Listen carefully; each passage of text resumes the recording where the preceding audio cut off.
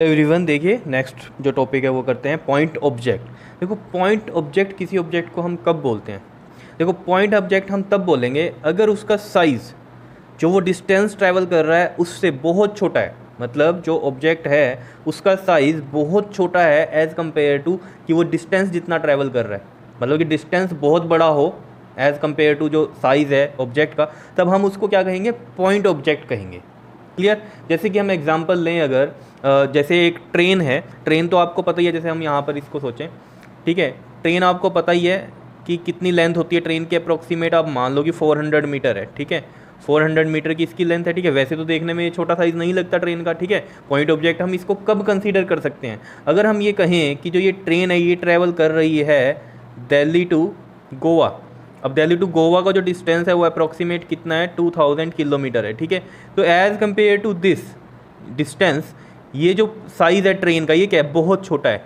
कहाँ? 2000 किलोमीटर को अगर हम मीटर में सोचें तो कितना बनता है? ये 2000 और मल्टीप्लाई बाय 1000 करेंगे तो कितना बन गया है? देखो, ये बन गया आपके पास 20 लाख मीटर। तो कहाँ 400 मीटर और कहाँ 20 लाख मीटर?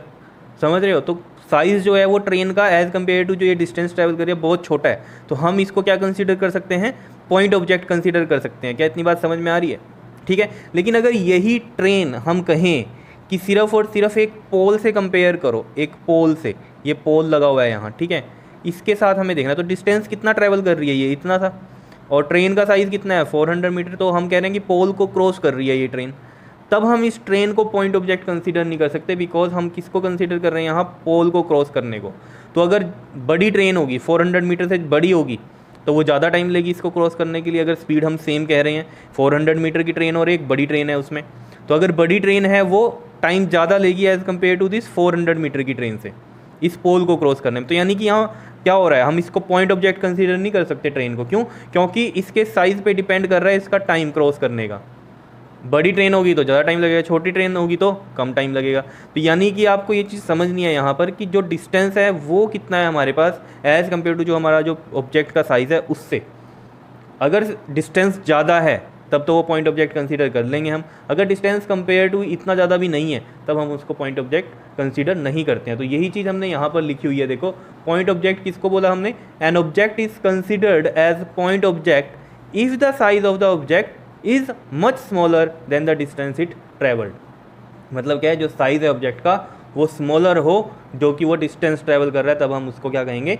पॉइंट ऑब्जेक्ट कहेंगे। जैसे कि एग्जांपल यहाँ पर दिया है, अ train under a journey of several 100 kilometres, बहुत ज़्यादा किलोमीटर्स की जर्नी ट्रैवल कर रही है जो ट्रेन है, can be regarded as a point object, हम उसे पॉइंट ऑब्जेक्ट कंसिडर करेंगे while the same train crossing a pole. जबकि अगर वो ट्रेन, सेम ट्रेन अगर किसी पोल को क्रॉस करती है या रिवर को क्रॉस करती है तब हम उसको क्या करेंगे? पॉइंट ऑब्जेक्ट कंसीडर नहीं करेंगे। क्या इतनी बात समझ में आ रही है या नहीं? बताओ। क्योंकि डिस्टेंस पे डिपेंड कर रहा है। यहाँ अगर पोल की बात करें तब भी डिस्टेंस बहुत कम है, और रिवर की बात करें तो भी क्रॉस करने को, रिवर को क्रॉस करने को, ठीक है ना, तब भी वो डिस्टेंस क्या है? बहुत ही कम है। अब आपको अगर रिवर तो बहुत बढ़िया है, रिवर को क्रॉस करने की बात हो रही है। जैसे मान लो ये रिवर जा रही है यहाँ और ये ट्रेन यहाँ से ऊपर कोई ब्रिज बना हुआ है, यहाँ से वो ट्रेन इसको क्रॉस कर रही है, तो यही हुआ ना सिर्फ क्रॉसिंग का। तो समझ पा रहे हो बात को? तो ये चीज़ आपने देखनी है कि ट्रेन है, कभी हम उसे पॉइंट ऑब्जेक्ट कंसीडर कर रहे हैं और कभी नहीं कर रहे हैं। पॉइंट ऑब्जेक्ट कब कंसीडर कर रहे हैं? जब वो सेवरल 100 किलोमीटर की जर्नी को कवर कर रही है।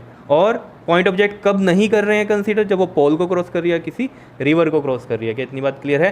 Because it's size affect the time of travelling. यही चीज़ मैंने आपको बताई थी कि अगर वो पोल को क्रॉस कर रही है, रिवर को क्रॉस कर रही है, तो अगर ट्रेन बड़ी होगी तो ज़्यादा टाइम लेगी इनको क्रॉस करने में, और छोटी होगी तो कम टाइम लेगी। तो यानी कि टाइम जो है ट्रैवलिंग का वो अफेक्ट हो रहा है due to that size of the train. तो हम उसे पॉइंट ऑब्जेक्ट कंसीडर नहीं कर सकते। समझ रहे हो इतनी बात? जब हम कहते हैं ना कि बहुत ही ज़्यादा, जैसे हम दिल्ली टू गोवा की बात कर रहे हैं, ठीक है ना, तो ट्रेन छोटी हो या बड़ी हो वहाँ तो कोई फ़र्क नहीं पड़ेगा ना उसके टाइम ऑफ ट्रैवल में। समझ पा रहे हो ना ये बात? ठीक है। तो इस चीज़ को आपने सोचना है कि जब हमारा डिस्टेंस बहुत ज़्यादा हो जाता है तब हमें पॉइंट ऑब्जेक्ट कंसीडर करना है, और जब डिस्टेंस छोटा होता है तो पॉइंट ऑब्जेक्ट कंसीडर नहीं करना होता। ठीक है। जैसे कि एक और एग्जाम्पल है हमारा अर्थ और सन का। ठीक है। देखो, अर्थ और सन की अगर हम बात करें, आपको पता है ये सन है जैसे, और ये क्या है? देखो, सन का ऑर्बिट है, ठीक है, और यहाँ पर ये अर्थ इसके चक्कर लगा रही है, ठीक है। तब यहाँ पर भी क्या हो रहा है? देखो, ये अर्थ है और डिस्टेंस देख लो कितना है। समझ रहे हो ना? डिस्टेंस बहुत ही ज़्यादा है ये वाले ऑर्बिट का as compare to the size of that earth. तो क्या होगा, अर्थ को क्या कंसीडर करेंगे, पॉइंट ऑब्जेक्ट कंसीडर करेंगे, क्योंकि जो डिस्टेंस है वो क्या है, बहुत ही ज़्यादा है यहाँ पर, ठीक। तब यहाँ पर ये लिखा हुआ है earth can be treated as a point object for studying its motion around the sun. तो हम कैसे ट्रीट करते हैं अर्थ को, पॉइंट ऑब्जेक्ट की तरह जब वो मोशन करती है अराउंड द सन। क्लियर है।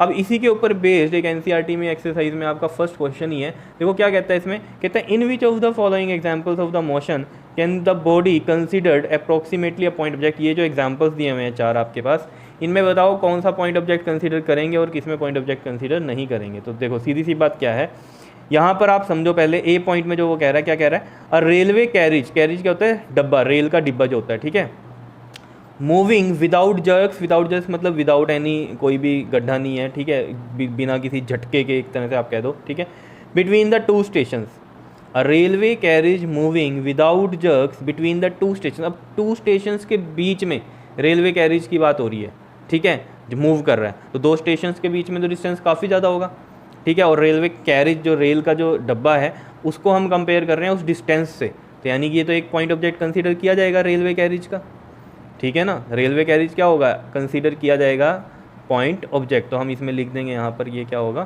Point object. क्लियर, कंसीडर्ड होगा। सेकंड में देखो क्या कहता है, a monkey sitting on the top of a man cycling smoothly on a circular track. एक मंकी है, ठीक है, और वो कहाँ पर बैठा हुआ है, टॉप ऑफ द मैन, ठीक है, मैन के ऊपर, और मैन क्या कर रहा है, cycling smoothly on a circular track. देखो सर्कुलर ट्रैक ऐसा होगा, ठीक है, और यहाँ पर ये साइकिलिंग कर रहा है मैन, और उसके ऊपर कौन बैठा है, मंकी बैठा है। तो ऑब्वियसली बात है सर्कुलर ट्रैक है, ये वाला डिस्टेंस ज़्यादा होगा as compare to the size of the monkey. तो इसका मतलब हम मंकी को क्या कंसीडर करेंगे, यहाँ पर पॉइंट ऑब्जेक्ट कंसीडर करेंगे। तो यहाँ आप लिख सकते हो पॉइंट ऑब्जेक्ट। क्लियर।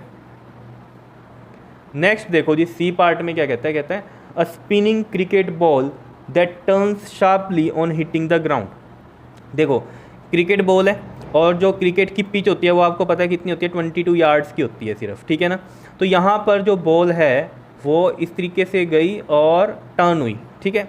अब इस तरह के केस में आपने जो बॉल है उसको कंसीडर नहीं करना पॉइंट ऑब्जेक्ट, बिकॉज ये साइज़ जो डिस्टेंस है as compare to size of the ball बहुत ही क्या है हमारे पास, ज़्यादा नहीं है, जिसकी वजह से हम उसे पॉइंट ऑब्जेक्ट कंसीडर करें, ठीक है। तो यानी कि यहाँ हम इसको पॉइंट ऑब्जेक्ट कंसीडर नहीं करेंगे। क्लियर है। लेकिन हाँ, अगर क्वेश्चन ऐसे होता कि बैट्समैन ने हिट कर दिया बॉल को, तो बॉल दूर जा रही है समझो, ठीक है, तो उस केस में फिर उसे पॉइंट ऑब्जेक्ट कंसीडर नहीं करते। यहाँ तो नॉर्मली हम पिच की बात करें जो कि 22 यार्ड्स की, यहीं पर ही बॉल जाएगी ना, ठीक है। तो ये वाला डिस्टेंस जो है as compare to the size इतना भी ज़्यादा नहीं है कि हम उसे पॉइंट ऑब्जेक्ट कंसीडर करें बॉल को, ठीक है। तो हम यहाँ लिख देते हैं not a point object. Clear.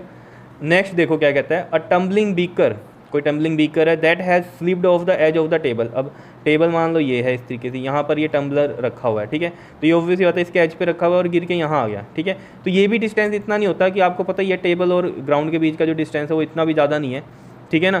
तो हम इसको भी क्या करेंगे, कंसीडर नहीं करेंगे पॉइंट ऑब्जेक्ट टम्बलिंग बीकर को, ठीक है। तो यहाँ भी लिख देते हैं नॉट अ पॉइंट ऑब्जेक्ट। तो इसने यहाँ से हमसे क्वेश्चन में पूछा था कि कौन से पॉइंट ऑब्जेक्ट के एग्जांपल्स हैं, यही पूछ रहा था ना, can be consider approximately a point object. तो सिर्फ क्या आंसर होगा इसका, अगर हम एक लाइन में आंसर दें, A and B are considered as a point object, ठीक है। तो हम लिख सकते हैं यहाँ पे examples of A and B can be considered as a point object. Clear है इतनी बात या नहीं। तो इसका हम बेसिकली इसमें आंसर लिख सकते हैं ए एंड बी। क्लियर है इतनी बात नहीं या नहीं, बताओ आया समझ में, ठीक है। तो ये था पॉइंट ऑब्जेक्ट के बारे में, ठीक, बिल्कुल ही ईजी टॉपिक था आपके पास, लेकिन आपको समझ में आना चाहिए कि कब पॉइंट ऑब्जेक्ट कंसीडर करते हैं और कब नहीं करते। क्लियर है इतनी बात। Okay ji, thank you.